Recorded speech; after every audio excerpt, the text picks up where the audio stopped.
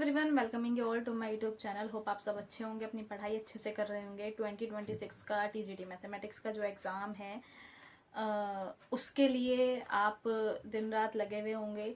ठीक है, बहुत से कैंडिडेट्स की बहुत सी क्वेरीज भी होंगी और जिन्होंने 2025 में एग्ज़ाम दिया है वो अपने रिजल्ट का वेट कर रहे हैं। तो भाई रिजल्ट कब आएगा, कैसे आएगा और 2026 का एग्ज़ाम कब होगा, ये हम किसी और दिन किसी और वीडियो में बात करेंगे। लेकिन आज हम इस वीडियो में बात करने वाले हैं एनसीटीई सर्टिफिकेट के बारे में, क्योंकि कैंडिडेट्स की रेगुलर कमेंट्स आ रही थी एनसीटीई सर्टिफिकेट बार बार रिजेक्ट हो रहा है, वेरिफिकेशन पेंडिंग है, और दूसरा कि हम बार बार अप्लाई कर रहे हैं लेकिन फिर भी वो अप्रूव नहीं हो रहा, वो बनकर नहीं आ रहा है एनसीटीई सर्टिफिकेट। ठीक है, और क्या एनसीटीई सर्टिफिकेट ज़रूरी है बनवाना हर कैंडिडेट को?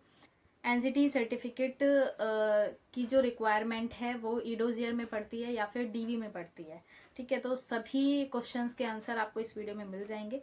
बट अगर आप चैनल पर पहली बार आए हैं तो चैनल को सब्सक्राइब कर लीजिएगा ताकि टाइमली आप तक रेगुलर जो वीडियो अपलोड होती हैं, ठीक है, उसकी नोटिफिकेशन आप तक पहुंचती रहे और टाइम रहते आपको वीडियो मिल पाए और आपकी क्वेरी क्लियर हो पाए।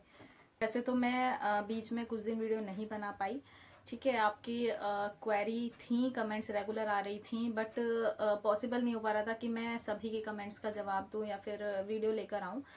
लेकिन अब आगे से जो वीडियो हैं वो रेगुलर रहेंगी और साथ में अगर आपकी कोई भी जो भी कमेंट्स होती हैं, आपकी क्वेरी रहती हैं, मैं कोशिश करूंगी कि उनका टाइमली जवाब दे पाऊँ। लेकिन फिर भी बहुत सारी कमेंट्स रहती हैं, सभी का रिप्लाई दे पाना पॉसिबल नहीं हो पाता। तो मैं कोशिश करूंगी कि जितने भी कमेंट्स रहती हैं, आपकी जो भी क्वेरी रहती है, मैं उन पर अलग से वीडियो लेकर आऊं ताकि आपकी जो भी क्वेरी है, एग्जाम को लेकर हो, चाहे डीवी को लेकर हो, चाहे ईडोजर को लेकर हो, मतलब कोई भी क्वेरी हो, मैं उसे क्लियर कर पाऊँ। तो उसके लिए मैं वीडियो बना दिया करूंगी, क्योंकि हर कैंडिडेट्स का हर कमेंट का रिप्लाई देना नहीं हो पाता पॉसिबल। चलिए बात कर लेते हैं कि एनसीटीई क्या है, किस तरीके से हमें मतलब सर्टिफिकेट को अप्लाई करना होगा बनवाने के लिए और कहाँ कहाँ इसकी रिक्वायरमेंट होती है। देखिए, NCTE national council for teacher education, ये वो डिपार्टमेंट है जहाँ से आपके इंस्टीट्यूशन, यानी कि जहाँ से आपने बीटीसी की है, बीएड की है, कोई भी एजुकेशन का कोर्स किया है, उन इंस्टीट्यूशंस को रिकग्निशन मिलती है। यानी कि आपने जिस भी कॉलेज से बीएड किया है, बीटीसी किया है, कोई भी एजुकेशन कोर्स किया है, ठीक, अगर वो एफिलिएट होगा एनसीटी के थ्रू, ठीक है, तो ही आपकी बीएड बीटीसी जो भी आपने डिग्री की है वो आपकी मानी जाएगी। अदरवाइज वो मतलब जीरो के बराबर है अगर वो एनसीटी से रिकॉग्नाइज नहीं है उस ईयर में जिस ईयर में आपने बीएड बीटीसी किया हुआ है। अब DSSB के एग्जाम में इस सर्टिफिकेट को क्यों मांगा जाता है? एक तो होता है कि कॉलेज वालों का एक अलग एफिलिएटिंग लेटर होता है, वो तो होता ही है उसके पास, लेकिन जो एनसीटी सर्टिफिकेट होता है वो कैंडिडेट का अलग होता है कि जिस ईयर में कैंडिडेट ने उस कॉलेज से अपनी डिग्री की है, बीएड बीटीसी जो भी कोर्स है वो किया है, उस टाइम पे वो कॉलेज, वो इंस्टीट्यूट एनसीटीई से रिकग्नाइज था या फिर नहीं था। तो ये चीज चेक करने के लिए DSSB ने इस डॉक्यूमेंट को, यानी कि इस सर्टिफिकेट को मैंडेटरी किया हुआ है। ठीक है, अब ये हर कैंडिडेट के लिए मैंडेटरी नहीं होता, किन किन कैंडिडेट्स को ही बनवाना जरूरी है। देखिए, जिन्होंने अपने गवर्नमेंट कॉलेज से की है अपनी बीएड या बीटीसी वगैरह जो भी, उन्हें ये ज़रूरी नहीं होता क्योंकि गवर्नमेंट कॉलेज अपने आप हैंडल करते हैं उस चीज़ को।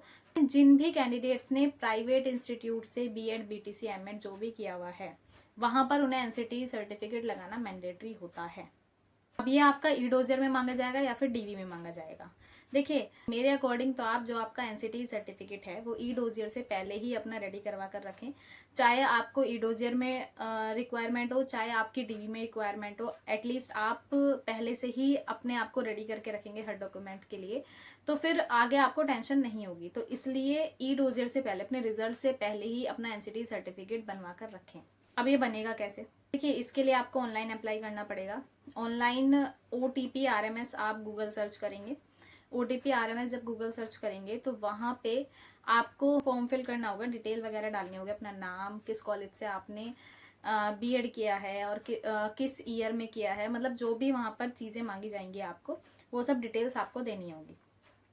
नाउ आपके पास मेल आएगी, मेल, उसमें पासवर्ड होगा और यूज़र नेम होगा। देन आप लॉगिन करेंगे तो वहाँ पर आपको अपनी सारी कॉलेज डिटेल और हाई स्कूल की डिटेल वगैरह, मार्कशीट वगैरह अपलोड करनी होगी। फिर लास्ट में आपको जो आपकी फाइल होगी उसे फ्रीज करना होगा और वो आपका एनसीटी सर्टिफिकेट के लिए ऑनलाइन अप्लाई हो जाएगा। लेकिन ये बनकर कब तक आता है?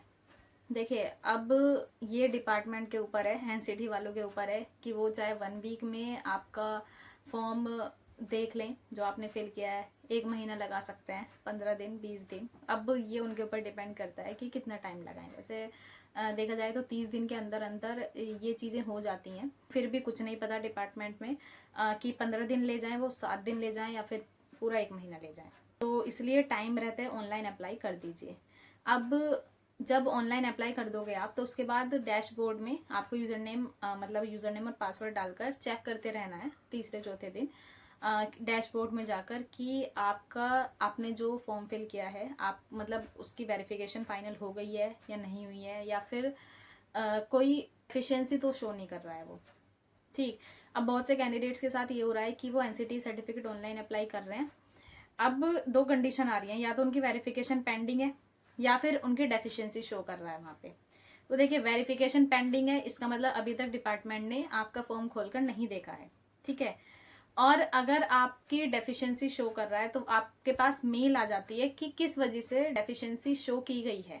आपकी मार्कशीट में प्रॉब्लम है, आपके कॉलेज नेम में प्रॉब्लम है, कॉलेज एड्रेस में प्रॉब्लम है, या फिर कॉलेज सर्चिंग में नहीं आ रहा है, उनके जो एनसीटी ने रिकग्नाइज कर रखे हैं इंस्टीट्यूट, वहां पर वो नहीं आ पा रहा है। बहुत सारी प्रॉब्लम्स आ जाती हैं, तो वहां पर आपको अपनी मेल में जाकर देखना है कि क्या डेफिशिएंसी है। जब डेफिशिएंसी आपको पता लग जाएगी तो वहां पर जो फॉर्म आपने फिल किया था वहां पर दोबारा एडिट का ऑप्शन आएगा डॉक्यूमेंट के लिए, यानी कि डिटेल्स वगैरह को एडिट करने का ऑप्शन आएगा, और जो आपने डॉक्यूमेंट्स अपलोड किए हुए होंगे उसे एडिट करने का ऑप्शन आएगा। तो आप पहले से ही डेफिशिएंसी शो ना करें। आप पहले से ही जब आप बीएड की डिटेल फिल करते हैं तो वहां पर आपको जो फाइल अपलोड करनी होती है, अच्छा होगा आप एक पीडीएफ बना लें, उसमें अपनी बीएड की फाइनल ईयर की मार्कशीट, बीएड की डिग्री एंड साथ में कॉलेज का एफिलिएशन लेटर जो होता है वो, ये तीनों चीज आप अपनी पीडीएफ फाइल में लगाकर तब उसे अपलोड करें। ठीक है। अगर उसके बाद फिर भी वो डेफिशिएंसी शो करता है तो भाई मत बैठिए घर, दिल्ली जाइए, द्वारका सेक्टर 10 में ये एनसीटीई ऑफिस है, आप जाइए।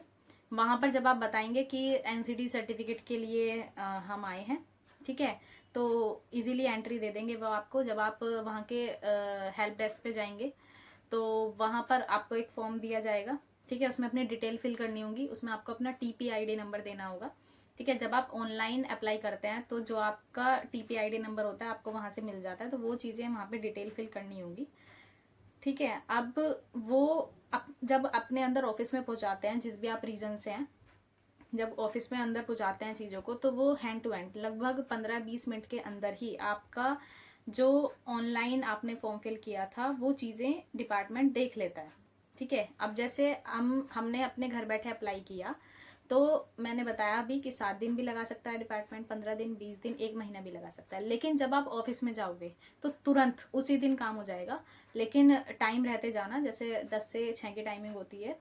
अब आप वहाँ जाकर वो फॉर्म फिल करके दोगे तो ये नहीं है कि वहाँ पर आपको बहुत ज़्यादा वेट करना होगा। वेट वही कैंडिडेट करता है जिसमें बहुत ज़्यादा प्रॉब्लम्स होती हैं, जैसे कॉलेज के नेम में, या फिर कॉलेज उस टाइम पे एफिलिएट ही नहीं था जब आपने बीएड किया, ठीक है, या फिर बीटीसी किया, तो वहाँ पे प्रॉब्लम फेस करनी पड़ती है। अदरवाइज अगर आप सिर्फ उसी के लिए जा रहे हो कि हमारा 15-20 दिन हो गए लेकिन अभी तक हमारी जो फॉर्म है वो डिपार्टमेंट ने देखा नहीं है, अगर आप सिर्फ इसी के लिए जाओगे तो 15-20 मिनट के अंदर आपकी जो भी, अगर आपकी सही मतलब सभी चीज़ें सही होगी तो सर्टिफिकेट आ जाएगा। अगर आपकी कोई भी डेफिशिएंसी पाई जाती है, डिपार्टमेंट को लगता है कि कॉलेज नेम या किसी भी चीज़ में दिक्कत है, तो वहाँ पे वो डेफिशिएंसी शो कर देगा। फिर वहीं पे बैठ के जो हेल्प डेस्क में एम्प्लॉयज़ होते हैं तो वो आपको चीज़ें वहीं बैठ के सही करवा देते हैं कि आप ये चीज़ें अपलोड कर दीजिए ऐसे ऐसे करके, और फिर वो दोबारा भेज देते हैं अंदर ऑफिस में डिटेल वगैरह, तो आपको मतलब उसी दिन आपका सर्टिफिकेट आपके पास मिल जाएगा। तो अगर किसी को मतलब ज़्यादा जल्दी है कि हमारा रिजल्ट हाल फिलहाल में आने वाला है तो वेट ऑफिस पहुंच जाओ एनसीटी के, ठीक है, आपका उसी दिन काम हो जाएगा। लेकिन उसके लिए आपको ऑनलाइन अप्लाई करना होगा। ये नहीं है कि बस आप बिना ऑनलाइन अप्लाई किए वहाँ पहुँच गए और आपको सर्टिफिकेट मिल जाएगा, ऐसा नहीं है। आप ऑनलाइन घर से अप्लाई कर दीजिए, देन वहाँ पर जाइए तो आपका काम हो जाएगा, ठीक है। और अगर किसी के रिजल्ट में अभी टाइम है तो वेट करना चाहता है तो वही कर लो, 15-20 दिन वेट कर लो, अगर हो जाता है ऑनलाइन काम तो ठीक है, नहीं होता तो फिर तो आपको जाना ही पड़ेगा। बट एक बात और, जब आप NCTE सर्टिफिकेट अप्लाई करोगे तो फिर वहाँ पर आपको जो college name and college address डालना होगा वो वही डालना होगा जो कॉलेज के एफिलिएशन लेटर में है।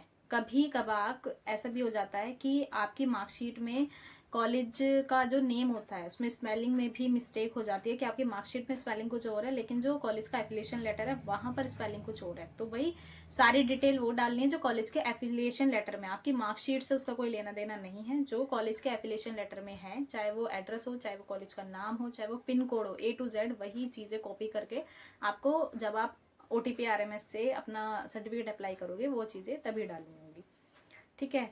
तो इस वीडियो में मैंने मोस्टली सारी जानकारी आपको दे दी है, लेकिन अगर फिर भी आपकी कोई क्वेरी रहती है तो कमेंट कीजिएगा, ठीक है। अब जितनी कोशिश हो सकेगी मेरे से वो मैं उनका रिप्लाई दूंगी, लेकिन अगर लगेगा कि कमेंट ज़्यादा है, नहीं हो पा रहा पॉसिबल, तो मैं एक अलग से वीडियो लेकर आऊँगी, लेकिन आपकी सारी क्वेरी क्लियर करने की कोशिश ज़रूर करूँगी।